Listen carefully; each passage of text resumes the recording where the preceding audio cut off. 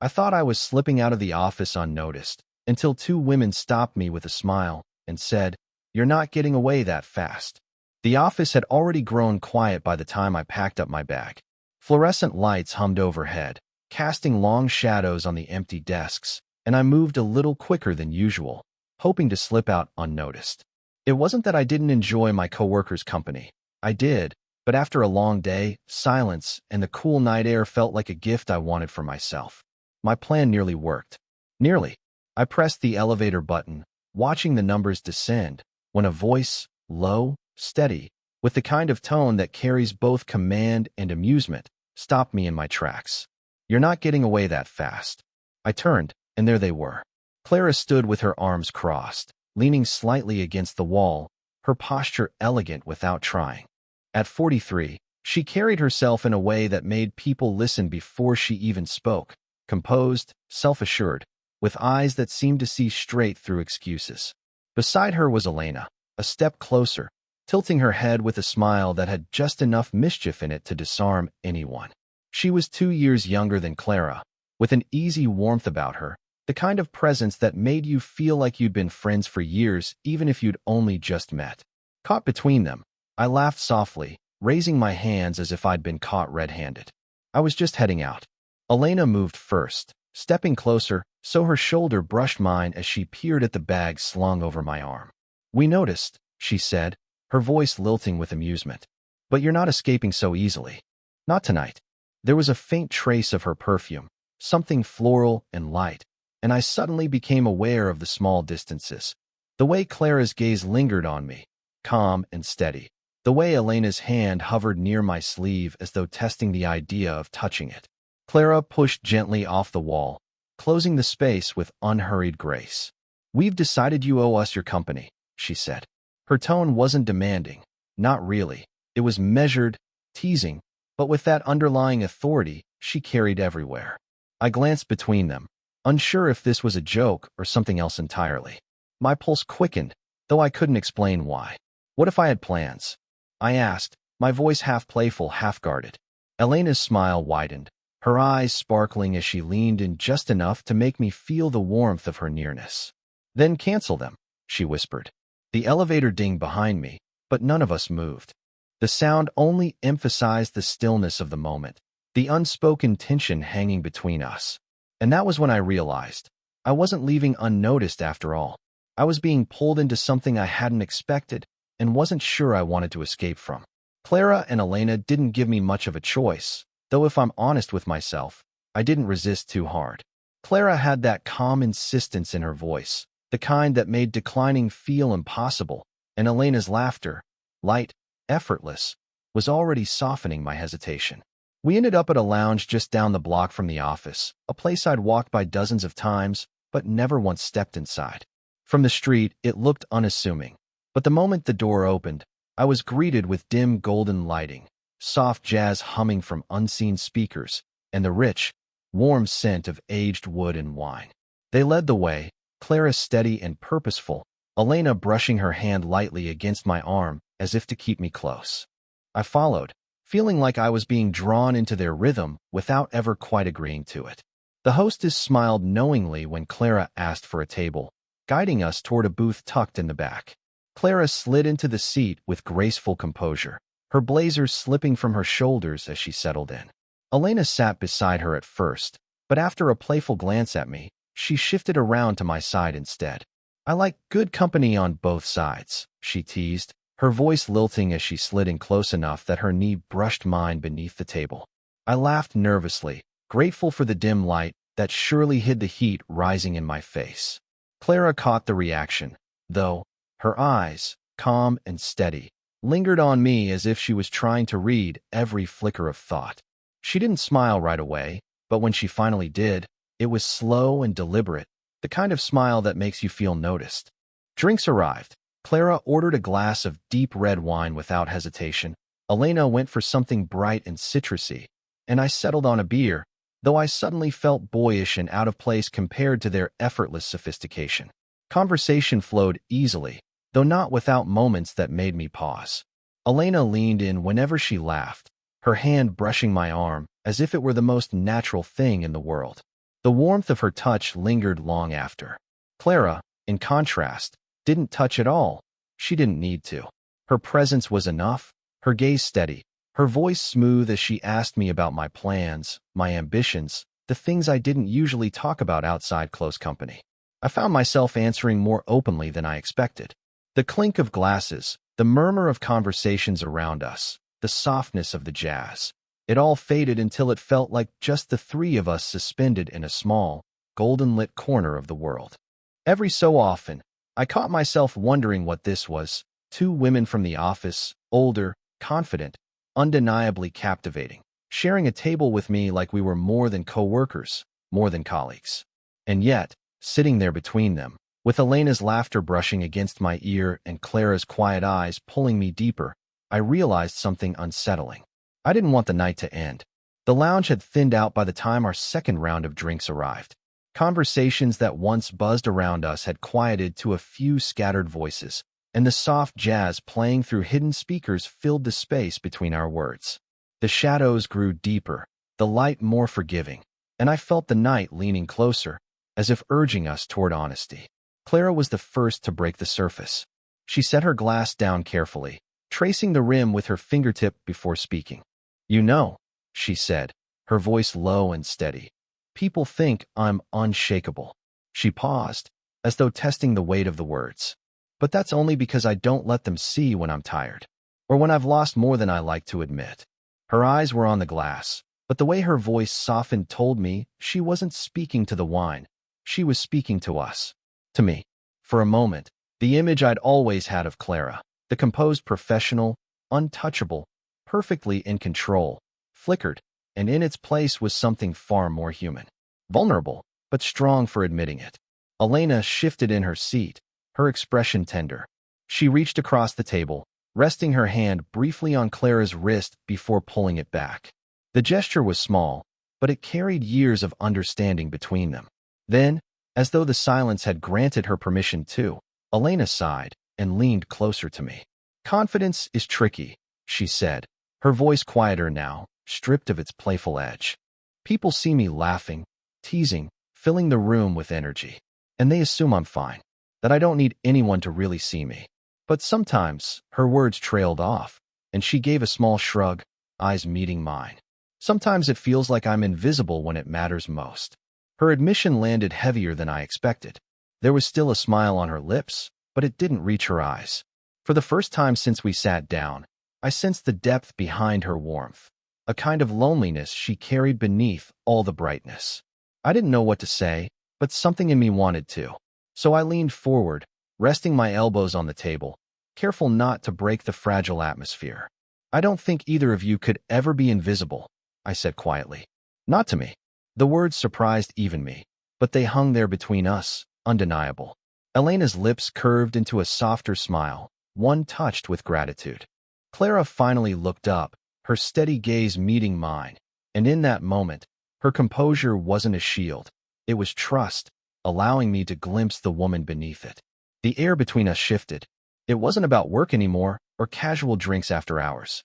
It was about being seen, about lowering walls that rarely came down. And sitting there, with the warm hum of jazz filling the silence, I realized how rare it was for people to show themselves this way. Rare, and strangely precious. When we finally stepped back into the night, the air felt cooler than I expected, carrying the faint smell of rain that hadn't fallen yet. The city had quieted, just the occasional car passing, the sound of distant laughter spilling from another bar down the street. After the cocoon of the lounge, everything outside seemed sharper, clearer, as though the night itself was aware of what had just shifted between us. Elena looped her arm through mine without asking, her warmth immediate against me. The move was casual on the surface, playful even, but I felt the way she leaned in just slightly, her shoulder brushing mine with every step. She smelled faintly of citrus from her drink, mixed with something softer, like sandalwood, grounding and warm. On my other side, Clara walked a little closer than she usually might. She didn't take my arm or lean in like Elena, but the space between us kept narrowing. At one point, when a breeze rushed down the street, I shivered without meaning to, and Clara's hand came to rest briefly on the small of my back. A simple gesture, steady and protective, but it sent a quiet ripple through me. We must have looked like an odd trio, me caught in the middle, flanked by two women who carried themselves with the kind of grace that turned heads without even trying. A few passers-by glanced our way, but I barely noticed. What I couldn't ignore was the way it felt, Elena's easy warmth on one side, Clara's calm presence on the other, like I was being anchored by both of them at once. "Do you always sneak out of work that fast?" Elena teased, tilting her head up at me. The streetlight caught her eyes, making them shine. "Not always," I said, smiling despite myself. "Just when I think no one's watching." Clara's lips curved into a faint smile, her gaze steady on the path ahead. "You should know by now, someone's always watching." The way she said it wasn't a warning. It was softer, almost playful, though her voice carried an undercurrent that made my chest tighten. For a while, none of us spoke. Our footsteps fell into rhythm, and I became acutely aware of every small detail. The pressure of Elena's arm against mine, the warmth of her hand resting lightly at my elbow, the occasional brush of Clara's fingers against my back, firm but fleeting. Each touch was innocent enough to pass unnoticed by anyone else, but to me, they felt magnified, sparking something I couldn't quite name. We paused at an intersection, waiting for the light to change. Elena leaned her head against my shoulder briefly, a sigh escaping her as though she were content just to stand there. Clara's eyes flicked toward me then, holding mine for a moment longer than necessary. It wasn't a look that demanded anything. It was a look that saw me, steady and searching. And standing there between them, under the glow of the streetlight, I realized I wasn't just walking home. I was being drawn further into their world, one step at a time. We reached the corner where the street divided, one way leading toward my apartment, the other stretching further into the neighborhood where Clara and Elena both lived. For a moment, we simply stood there, caught between paths, as though the choice itself carried more weight than it should have. The night was still. A faint breeze tugged at Elena's hair, brushing a loose strand across her cheek. She didn't move to fix it, just smiled up at me, her hand still looped comfortably through my arm. Clara stood a step back, her posture as composed as ever, though I noticed her eyes weren't as guarded now. They softened in the glow of the streetlight, watching me as though she could sense the conflict rising inside. "Well," I said finally, trying to clear the tension with a smile, "I guess this is where we split." Elena didn't release my arm. Instead, she tightened her hold, her touch playful but steady. "Split? Already? That doesn't sound fair." There was laughter in her voice, but it was quieter this time, more intimate. Clara stepped closer, her presence grounding. "You look torn," she said simply, her tone gentle. Not accusing, not teasing, just an observation. Her eyes held mine, steady and searching, and she was right. I was torn. On one hand, I felt the weight of unspoken rules pressing down, about age, about appearances, about what people might think if they saw us like this. About the invisible lines we all pretended existed at the office, the ones that said this is safe and this is not. On the other hand, I felt the undeniable pull of the moment. Elena's warmth pressed close, Clara's quiet strength hovering just at my shoulder, the two of them looking at me not as colleagues, not as some kid they happened to work with, but as someone they'd chosen to draw in. My pulse beat a little faster. I opened my mouth to say something. Anything, but the words tangled. "It's just, I don't want to," Elena interrupted softly, her hand slipping down my arm until her fingers brushed against mine. "Overthink it," she offered, tilting her head with a knowing smile. Her touch was light, almost tentative, but it carried a question beneath it. Clara moved closer too, her hand coming to rest gently on my shoulder. The weight of it was steady, reassuring. "You don't have to rush into anything," she said. Her voice was low, calm, carrying none of the authority she so often wielded at work. Instead, it carried reassurance, permission to take my time. For a moment, the three of us stood in silence, caught in that fragile space between caution and desire. Elena's fingers lingered against mine, Clara's hand warm on my shoulder, and I realized something quietly profound. They weren't trying to push me. They weren't asking for more than I could give. What they were offering, through touches, through steady gazes, was trust, a chance to stay in this moment a little longer. And standing there, hesitant yet undeniably drawn to both of them, I felt the first thread of hesitation begin to unravel. By the time we reached my building, The night had grown hushed, the city's noise fading into a kind of gentle hum in the distance. The entrance stood quiet beneath a flickering streetlight, the kind of place I usually passed without a second thought. But tonight, standing there with Clara and Elena at my side, it felt charged, like the air itself was holding its breath. I paused at the door, fumbling briefly with my keys before turning back to them. "Thank you," I said, though I wasn't even sure what I was thanking them for. For the drinks? For the walk? For not letting me disappear so easily? My voice faltered, the words thin compared to what I really wanted to say. Elena leaned lightly against my arm, her face tilted up toward mine, a playful softness in her eyes. "You really thought you'd get rid of us that quickly?" Her voice was a whisper now, just for me, her breath warm against the cool night air. Before I could respond, Clara stepped closer. She reached up with careful grace, brushing a strand of hair that had fallen across my forehead.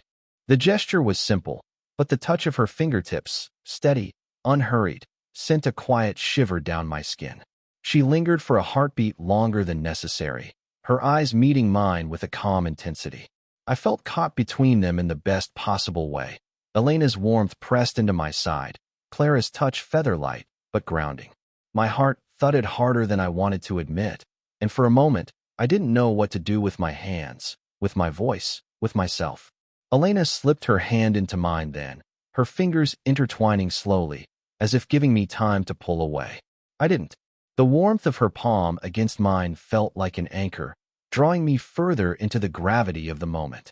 Clara, standing so close I could catch the faint trace of her perfume, let her hand rest gently on my chest, just above my heart. She didn't press, didn't push, just let her touch speak for her. "You don't need to say anything," she murmured. "We're not asking for more than this." And then, as though the silence itself pulled us together, the three of us fell into a hug. It began awkwardly, my arms hesitating before finding their place. But once they did, everything seemed to settle. Clara's embrace was steady, strong, her cheek brushing lightly against my temple. Elena leaned into my other side, soft and warm, her laughter a quiet breath against my shoulder. I stood there, held by them both, and the world outside seemed to fade. The city, the streetlight, the cool breeze. All that remained was their closeness, their warmth pressing in on either side, the rhythm of their breaths syncing with mine. When we finally pulled apart, it was slow, reluctant. Clara's hand trailed down my arm, as though she wasn't ready to let go just yet. Elena squeezed my fingers once more before releasing them, her smile lingering with something unspoken behind it. And as they turned to go, leaving me in the doorway with my heart still racing, I realized something I couldn't ignore. They hadn't just walked me home. They'd crossed a line with me, and I didn't want to step back. Long after Clara and Elena disappeared down the street, I stayed at the doorway, leaning against the frame as though I needed the wood to steady me. The night had turned even quieter, and for a moment, I wondered if I had imagined it all. The drinks, the laughter, the walk, the touches that still lingered faintly on my skin. But no, I could still feel them. Clara's hand trailing down my arm, steady and unhurried. Elena's fingers slipping between mine, playful but sure. The memory of that hug, awkward at first, then warm and grounding, still wrapped around me, even in their absence. I finally went inside, my apartment dim and silent, the kind of silence that usually felt heavy after a long day. Tonight, though, it was different. It wasn't loneliness pressing in. It was a quiet echo of everything that had just unfolded. I set my bag down, but instead of rushing to distract myself, turning on the TV, checking my phone, I let the stillness sit with me. On the couch, I replayed the night piece by piece, each moment sharper than I expected. The way Clara's eyes softened when she admitted her strength was sometimes a mask. The way Elena's laughter faded into something quieter, something vulnerable, when she confessed how invisible she sometimes felt. The way they had both looked at me, not as someone younger, not as just another coworker, but as if I mattered in ways I hadn't let myself believe before. A part of me wanted to analyze it, to make sense of the boundaries we had blurred. But another part, louder and steadier, told me that maybe not everything needed to be labeled right away. Maybe this was enough for now. The closeness, the trust, the gentle understanding that had been born in the spaces between our words and touches. I closed my eyes and, without meaning to, whispered into the quiet. Maybe. I don't want to get away. The truth of it settled over me like a blanket. I hadn't expected to find connection here. Not with them. Not like this. And yet, something about the way they carried both strength and vulnerability, both confidence and tenderness, drew me in. I didn't feel like I was stepping into something reckless. I felt like I was being invited into something real. The next morning, I knew the office would look the same. Desks lined in rows, emails piling up, meetings waiting. Clara would move with her usual composure, Elena with her usual brightness. But I also knew that beneath the surface, there would be something different now, something shared. As I drifted toward sleep, I felt a quiet certainty that this wasn't the end of the story. It was the beginning. And for the first time in a long while, I didn't feel the urge to slip away unnoticed. I wanted to stay. If you enjoyed this story, don't forget to like the video and subscribe for more slow burn romance tales. And let me know in the comments, would you have walked away or stayed a little longer? 11.